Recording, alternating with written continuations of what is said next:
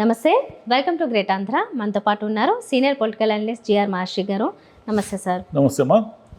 Sir, YSRCP నుంచి పెద్ద నాయకులు కొంతమంది వెళ్ళిపోతున్నారు. అందులో బాలినేని గారి ప్రస్తావన అయితే వచ్చింది కాబట్టి ఏంటి ఇలా వెళ్ళిపోతున్నారు, దీని మీద మీ స్పందన ఏంటని జగన్ గారిని అడిగితే ఎవరు పోతూ ఉన్నారు, వెళ్తే వెళ్ళని, వస్తారు నాయకులు జనాల నుంచే పుడతారని చెప్పి కొంచెం సింపుల్గా లైట్ తీసుకున్నట్లుగా వెళ్ళే వాళ్ళని వెళ్ళనియండి అన్నట్లుగా జగన్ మాట్లాడడాన్ని కొందరు తప్పుపడుతున్నారు. కొందరు సరే ఏం చేయగలుగుతారు, ఇంకా వెళ్ళాలని డిసైడ్ అయిన వాళ్ళ గురించి బతిమలాడలేరు కదా అన్నట్లు కొంతమంది మాట్లాడుతున్నారు. ఎలా చూడొచ్చు జగన్ గారి తీరు ఈ విషయం పట్ల? అంటే భయపడకపోవడం అనేది ఆయన బలం, పట్టు విడుపులు లేకపోవడం అనేది ఆయన బలహీనత. భయపడకపోవడం వేరు, పట్టు విడుపులు ఉండడం వేరు. రాజకీయాల్లో భయపడకపోవడం అనేది మంచి లక్షణమే, కానీ పట్టు విడుపులు లేకుండా ఉండడం అనేది మంచి లక్షణం కాదు. ఆయన ఏమిటంటే జనంలో నుంచే నాయకులు పుడతారనే మాట వాస్తవమే అది. కానీ బాలినేని ఇలాంటి సీనియర్ లీడర్ని ఆయన ఎప్పుడు జనంలో నుంచి పుట్టిస్తాడు? బాలినేని అంటే మామూలు ఈ నిన్న మొన్న వచ్చిన నాయకుడు కాదు కదా. ప్రకాశం జిల్లాలో ఒక సీనియర్ నాయకుడు, ఒక 4-5 సార్లు ఎన్నికల్లో పోటీ చేశారు. మీ కష్టకాలాల్లో మీ వెంట ఉన్నారు. మరి ఆయన ఎందుకు పోతున్నాడు? ఆయన పోయాడు, ఆయన వెళ్ళిపోతున్నాడు అంటే ఏమిటి? ఏదో పెద్ద ప్రయోజనం ఆశించి ఏం వెళ్ళడం లేదు కదా. జనసేనలో ఏం ప్రయోజనాలు ఉంటాయి ఆయనకి? జనసేనలో కానీ ఇప్పుడు ఇంతకాలం ఆయన వ్యతిరేక శిబిరంలో ఉన్న టీడీపీకి వ్యతిరేకంగా ఉన్నాడు కదా. ఇన్నేళ్ళు కాదు, దశాబ్దాలు. ఇన్ని దశాబ్దాలు టీడీపీకి వ్యతిరేకంగా ఉన్న బాలినేని శ్రీనివాసరెడ్డి గారు ఇప్పుడు టీడీపీకి అనుకూలమైన జనసేన పార్టీలు పోయి ఏం లబ్ధి పొందుతారు, ఏం ప్రయోజనాలు ఉంటాయి? అంటే ఎప్పుడు కూడా పార్టీ ఓడిపోయినప్పుడు అనేక మంది పార్టీని విడిపోతూ ఉంటారు. చాలా న్యాచురల్ అది. ఏ పార్టీ అయినా సరే అధికారంలోకి వచ్చినప్పుడు దాంట్లో చేరేవాళ్ళు ఎలా ఉంటారో, అధికారం కోల్పోయినప్పుడు వెళ్ళిపోయే వాళ్ళు కూడా అలాగే ఉంటారు. అయితే దీంట్లో ఏమిటంటే చాలామంది ప్రయోజనాలు ఆశించి వెళతారు, ప్రయోజనాలు ఆశించి పార్టీలోకి వస్తారు. ఇది ఒక కేటగిరీ, ఇది చాలా కామన్ కేటగిరీ అనమాట. ఆ పార్టీలోకి వెళ్తే మనకి ఏదైనా ఎమ్మెల్సీ ఇస్తారేమో, ఆ పార్టీలోకి వెళ్తే ఏదో పదవి ఇస్తారు, ఇలా వెళ్తారు. కానీ కొంతమంది నాయకులు అలా ప్రయోజనాల కోసం వెళ్ళరు. శ్రీనివాసరెడ్డి గారు ప్రయోజనాల కోసం వెళ్ళే వ్యక్తి అంటే చాలా 2-3 ఏళ్ళుగా ఆయన ఏదో అసంతృప్తితో అలకలతో ఇదంతా నడుస్తూ ఉంది కదా. కాబట్టి ఆయన్ని కొట్టిపారేయదగిన నాయకుడుగా జగన్ చెప్పడం కరెక్ట్ కాదు. ఎవరు సీనియర్లు ఎవరు ఉన్నారు, అబ్బాయి ఎవరు పోయినారు అని ఏదో అన్నాడు కదా ఆయన కొంచెం యాసగా. అలా అని ఉండకూడదు, ఎందుకంటే ఆయన ప్రొటెక్ట్ చేసుకోవాలి. ఇప్పుడు కష్టకాలంలో మీ ఎంట ఉన్న వాళ్ళని మీరు ప్రొటెక్ట్ చేసుకోలేకపోతే ఎట్లా రాజకీయం అవుతుంది? అంటే వెళ్ళిపోయే వాళ్ళు నేనేమైనా బతిమలాడక్కర్లేదు, కొంచెం పట్టు విడుపు. జగన్ గారు ఏం చేస్తారంటే ఆయన వెళ్ళిపోయే వాళ్ళని సంబంధించి వాళ్ళు వెళ్ళిపోతే నేను కొత్త నాయకులను తయారు చేసుకుంటానులే అని అంటున్నారు కదా. కొత్త నాయకులను ఈయన తయారు చేసిన మాట వాస్తవమే, తయారు చేసుకునే శక్తి కూడా ఈయనకు ఉంది. ఎందుకంటే మనం ఆయన గ్రాఫ్ను ఒకసారి జాగ్రత్తగా పరిశీలిస్తే ఆయన పార్టీ పెట్టినప్పటి నుంచి ఈయన వల్ల పార్టీలో నాయకులైన వాళ్ళు అనేక మంది ఉన్నారు. కానీ బాలినేని శ్రీనివాసరెడ్డి గారు ఈయన వల్ల నాయకుడు కాలేదు. ఆయన ఆల్రెడీ ఈయన రాజకీయాలకు వచ్చే నాటికే నాయకుడు. అంటే సీనియర్ నాయకుల్ని, సీనియర్ పొలిటీషియన్ని వీళ్ళందరినీ కూడా దూరం చేసుకుంటే ఇప్పుడు కేవలం పార్టీ అంటే మీ ఒక్కరిదే అనుకుంటే ఎట్లా? ప్రాంతీయ పార్టీలు జనరల్గా ఒక నాయకుడి పేరుతోనే నడుస్తాయి. టీడీపీ అంటే చంద్రబాబు నాయుడు గారని, వైసీపీ అంటే జగన్ గారని నడుస్తాయి, దాంట్లో ఏం సందేహం లేదు. కానీ మీరు ఒక్కరు కాదు కదా. ఈ 175 నియోజకవర్గాల్లో మీకంటూ ఒక నాయకత్వం ఉండి మీకోసం పోటీలో ఉండే ఎమ్మెల్యేకి పోటీ పడే వాళ్ళు ఉండి వాళ్ళు అధిక శాతం గెలిస్తే మీరు ముఖ్యమంత్రి అవుతారు. ఎవరైనా, చంద్రబాబు గారైనా ఈయనైనా. అదేవిధంగా అక్కడ ఒక పార్టీ నిర్మాణం ఉండాలి, ఆ పార్టీకి సంబంధించిన కార్యకర్తలు ఉండాలి, చిన్న చితక అంటే మండల స్థాయి నాయకులు ఉండాలి, గ్రామ స్థాయి నాయకులు ఉండాలి, నియోజకవర్గ స్థాయి నాయకులు ఉండాలి. ఇంత వ్యవస్థ ఉంటేనే కదా మీ పార్టీ, ఏ పార్టీ అయినా కూడా. మరి ఈ పార్టీ వ్యవస్థలో మీరు పోయినసారి కూడా ఎన్నికలప్పుడు కూడా వెళ్ళిపోతున్నప్పుడు మీరు కొంచెం కూడా జాగ్రత్త పడలేదు. వేమిరెడ్డి ప్రభాకర్ రెడ్డి గారు వెళ్ళిపోయినప్పుడు మీరు కొంచెం జాగ్రత్త పడి ఉండాల్సింది కదా. మీరు తీసుకొచ్చి చెవిరెడ్డి భాస్కర్ రెడ్డి గారిని, ఇటు మాగుంట గారు వెళ్ళిపోతే చెవిరెడ్డి భాస్కర్ రెడ్డి గారు దింపి, ఆయనకి ఏం సంబంధం, ఒంగోలుకి చంద్రగిరికి ఏమైనా సంబంధం ఉందా? ఆయన తీసుకొచ్చి మీరు పోటీ పెట్టి ఓడిపోయారు. మీ పార్టీ వదిలినందుకు ఆయన గెలిచారు.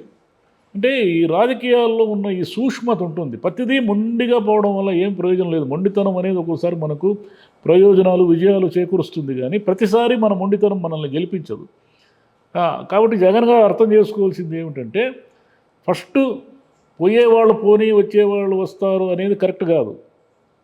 పార్టీ కోసం ముందు నుంచి ఎవరైతే పనిచేశారో వాళ్ళు ఏ కారణాల వల్ల బయటికి పోతున్నారు, ప్రయోజనాల కోసం పోయారనుకోండి, అంటే అక్కడ ఏదో మన కాంట్రాక్టులు వస్తాయి, మనకి ఎక్కడ డబ్బులు వస్తాయని పోయారనుకోండి, వాళ్ళని మీరు ఆపలేరు.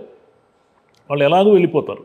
మీకు అధికారం లేనప్పుడు వాళ్ళు ఉండరు, మీకు అధికారం వస్తే ఉంటారు. కాబట్టి వాళ్ళని ఏమీ చేయలేరు, ఎవరు ఏం చేయలేరు. కానీ ప్రయోజనాల కోసం కాకుండా పార్టీ కోసం అనేక కష్టకాలాల్లో పనిచేసి మీ వెంట నిలబడి ఉంటారే వాళ్ళను పోగొట్టుకోకూడదు.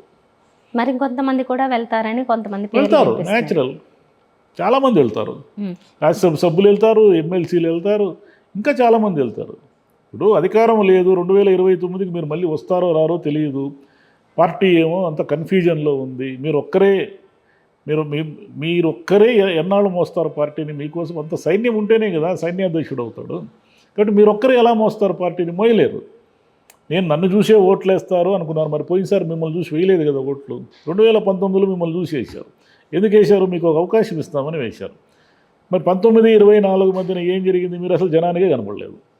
ఈరోజు ప్రతి చిన్నదానికి మీరు ప్రెస్ మీట్ పెట్టి మీడియా ముందుకు వచ్చి చాలా క్యాజువల్గా మాట్లాడేస్తున్నారు కదా. ఆ రోజు ఒక్కరోజన్నా వచ్చారా?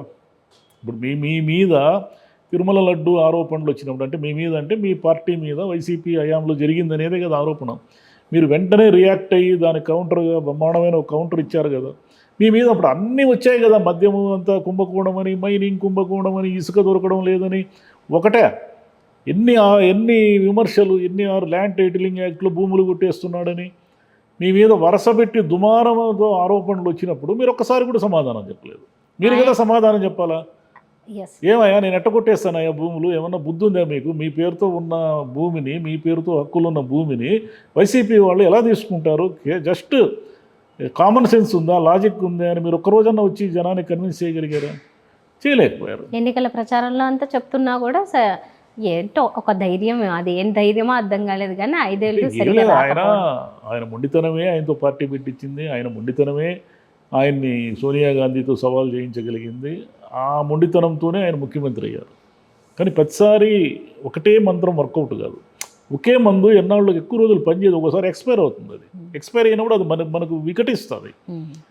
మీరు ఒక ఇంజక్షన్ని, దానికి ఏదో డేట్ ఆఫ్ ఎక్స్పైరీ ఉంటుంది కదా, ఆ ఎక్స్పైరీకి ఇది బ్రహ్మాండంగా పనిచేస్తామని ఇంజక్షన్ అని ఎల్లకాలం వాడడానికి లేదు. దానికి ఒక దశ దాటితే అది ఎక్స్పైర్ అయిపోతుంది. కాబట్టి మీరు కొత్త ఇంజక్షన్ ఎత్తుక్కోవాలి, కొత్త మందు ఎత్తుక్కోవాలి. పార్టీకి కూడా ఇప్పుడు కొత్త శక్తి, కొత్త జీవం కావాలి. కొత్త జీవము, కొత్త శక్తి ఏర్పడితే ఈయన మొండితనం ఎలాగో ఉంటుంది, దాన్ని ఎవరు మార్చలేరు. కానీ దానికి అదనంగా మళ్ళీ బలం రావాలి. కార్యకర్తలు, నాయకులు అందరూ బలంగా వచ్చి ఆయన వెనక నిలబెడితే, కేవలం చంద్రబాబు తప్పులు చేస్తారు మళ్ళీ మనం అధికారంలోకి వస్తామని అనుకుంటే మాత్రము దానికి మించిన అపోహ ఇంకోటి లేనే లేదు వైసీపీకి. అది బూమరాంగ్ అంటారు, సుసైడల్ యాక్టివిటీ. అది రాజకీయాల్లో మామూలుగా ఆత్మహత్యలే ఉంటాయంటారు. నాయకులు చేసే తప్పుల వల్ల ఆ పార్టీలు భ్రష్టు పడతాయి అనేది ఈ సామెత పుట్టింది రాజకీయాల్లో, ఇలా జరుగుతాయని. అట్లా మా రాజకీయాల్లో ఏమిటంటే తప్పులు ఎక్కడ జరుగుతున్నాయో చెక్ చేసుకోవాలి. తప్పులు ఎవరైనా చెబితే వినాలి, ఫస్ట్ వినాలి, వినకపోతేనే ప్రమాదం. అండ్ కేతిరెడ్డి గారు కూడా వీడియో ముఖంగా నిన్న ఎప్పుడో ఒకటి మాట్లాడారు. ఆ మాట్లాడుతూ కూడా ఇలాగ ఎన్ని కౌంటర్లు ఇవ్వాల్సిన అవసరం ఉన్నా కూడా, అంటే పార్టీలో ఉన్నప్పుడు, అంతకుముందు ప్రతిపక్షంలో ఉన్నప్పుడు, ఇప్పుడు మళ్ళీ ప్రతిపక్షంలో ఉన్నప్పుడు కూడా అక్కడ ఏదైనా బురద చల్లినప్పుడో లేకపోతే ఒక ఆరోపణ చేసినప్పుడు వచ్చి కౌంటర్ చేసే శక్తి నిజంగానే మనకి లేదు.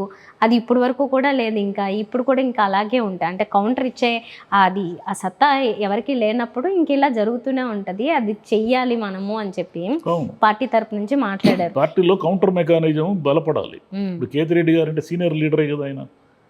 ఆయన ఎలా తిరిగారు, తెల్లవారు లేస్తే గుడ్ మార్నింగ్ ధర్మవరం అని తిరిగారు. కానీ ఆయన కూడా ఓడించారు.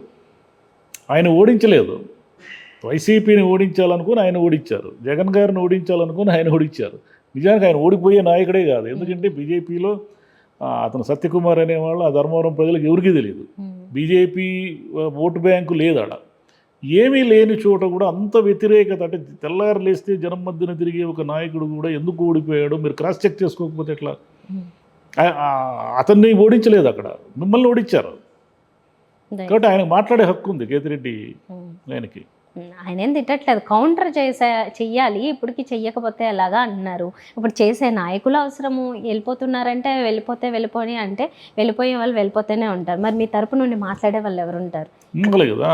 పార్టీ అనేది ఒకరు కాదు కదా, పార్టీ అనేది ఒక పెద్ద సమూహము. 175 నియోజకవర్గాల్లో ఉన్నటువంటి లక్షలాది మంది సమూహం అది. మీకు ఇప్పటికీ ఓట్ బ్యాంక్ ఉంది. మొన్నటి ఎన్నికల్లో మీరు ఓడిపోవచ్చు, కానీ మీకు మీ ఓట్ బ్యాంక్ ఏం పెద్దగా తేడా లేదు వాళ్ళకి. మీకు అంతమంది కలిస్తే కూడా మీకు వాళ్ళకి 10% నుంచి తేడా లేదు.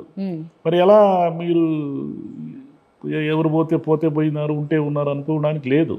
చంద్రబాబు గారు చాలా వ్యూహాత్మకంగా ఈసారి మామూలుగా అడుగులు వేయరు. ఎందుకంటే ఆయనకి 46 ఏళ్ళ అనుభవం ఉంది. ఎన్నో యుద్ధాలు చూశాడు కదా. ఆయన 4 సార్లు గెలిచాడు, 3 సార్లు ఓడిపోయాడు. కాబట్టి ఎన్నో చూశాడు ఆయన. పోయినసారి జగన్ ప్రభుత్వాన్ని కూడా చూశాడు, జైలుకు కూడా పోయాడు. కాబట్టి ఆయన ఈసారి తక్కువ అంటే మళ్ళీ ఓడిపోయి జైలుకు పోయే పరిస్థితి ఆయన తెచ్చుకోడు. ఫస్ట్ వీళ్ళు ఏమిటంటే చంద్రబాబు గారి తప్పులతో మళ్ళీ గెలుస్తాము అనే దానికంటే మన ప్లస్ పాయింట్స్తో మనం ఈసారి గెలవాలి అనే రూట్లో వెళితేనే సాధ్యం. లేదంటే మళ్ళీ ప్రతిపక్ష బెంచీల్లోనే కూర్చోవలసి ఉంటుంది. రైట్ సార్, చూద్దాం మరి ఏమి తెలుసుకుంటారు, ఏమి జ్ఞానోదయం అవుతుందో, ఎప్పటికి ఎలా జరుగుతుందో. Thank you sir. నమస్కారం.